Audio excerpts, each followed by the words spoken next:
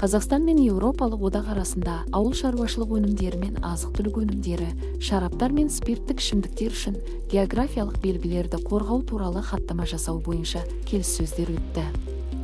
Бүгінгі таңда Алматы апорт алмасы, Түркістан балмұздағы, Түркістан шоколад, Қарағанды балмұздағы, Сайрам торты сияқты ұлттық географиялық көрсеткіштер қорғалған.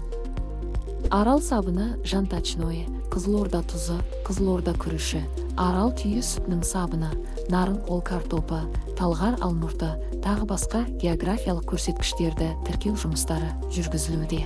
Мұндай зияткерлік меншік объектісін одан әрі тарату Қазақстанның әртүрлі аймақтарында өндірілетін ауыл шаруашылығы өнімдерінің ұлттық брендингінің дамуына, олардың әлемдік нарықта танылуын арттыруға, инвестициялық тартымдылықты арттыруға және туристік индустрияны дамытуға ықпал етеді.